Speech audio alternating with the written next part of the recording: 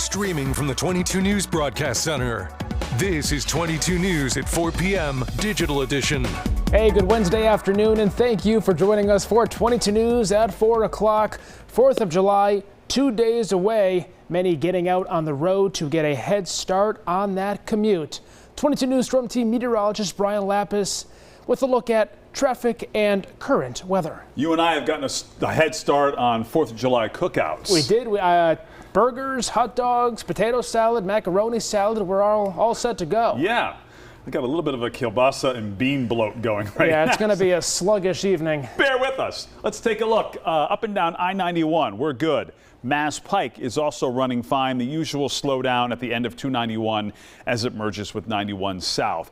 You know, we were expecting to get pretty close to 90 here this afternoon. So far, we're in the mid-80s, 85, Springfield, Westfield, and Northampton, 87 in Greenfield, and temperatures are in the upper 70s and low 80s right now in the Berkshires. We're waiting for this clearing. This more significant clearing may not arrive in time to warm us up to close to 90. So perhaps no heat wave because we're not going to make it to 90 today. We do have thunder and lightning in the forecast for tomorrow. We'll show you with our 22 News Storm Team Skycast.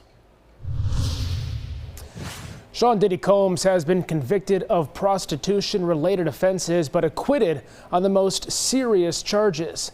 The mixed result could still put Combs behind bars for up to a decade. Combs was convicted of transporting people across state lines for the purpose of engaging in prostitution. But the jury acquitted him of racketeering, conspiracy, and sex trafficking charges. Diddy's legal team is now asking the judge to let him out on a $1 million bond as he awaits sentencing. The judge will make a decision this afternoon on that request. Brian Koberger has pled guilty to murder in the 2022 stabbing deaths of 4 University of Idaho students in a deal to avoid the death penalty. Koberger entered the plea in court today, which comes after his attorneys failed to remove execution as a possible punishment. The deal has divided victims' families, with some supporting it and others expressing outrage. Koberger, a former criminal justice student, was arrested weeks after the killings. Investigators linked him to the crime through DNA and cell phone data. A UMass Amherst student from Granby, Massachusetts, was shot and killed in Washington, D.C., where he was working as a congressional intern. D.C. police said officers responded to the sound of gunshots on the 1200 block of 7th Street around 10:30 Monday night. Police found 3 victims, a man, a woman, and a 16-year-old boy. All 3 were taken to the hospital where the man died. He was identified as 21-year-old Eric Terrapinian Jacom of Granby. Police do not believe that he was the intended target of the shooting. The suspected vehicle has been recovered.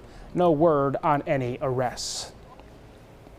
Cannabis regulators have ordered one of the state's independent testing labs to suspend operations. The Cannabis Control Commission issued a license suspension order for Tyngsboro-based Assured Testing Laboratories. The lab must cease all operations by Friday. The commission said that the lab was not accurately reporting the results of tests for yeast and mold in cannabis in an intentional effort to conceal failing results. The company is entitled to appeal the suspension within 21 days. We talked about us eating before this newscast. There is a reason behind it. Our chief engineer, Dave Cody, is retiring today, so we are celebrating it here at 22 News. Thank you for your service, Dave. Yes. Outstanding work. And we actually hit the right day here before the holiday for this little indoor-outdoor cookout that we had because it's dry tonight. Tomorrow afternoon and evening could be a little dicey. Let's take a look. The clearing continues here. The significant clearing is still off to just the west of the Hudson River, but this clearing line will continue to work its way into the Pioneer Valley. So no problems tonight. 22 News Storm Team Skycast, 5 o'clock here this afternoon, mostly sunny and mostly sunny through sunset. This is 7 p.m. clear air. So mostly clear sky here tonight.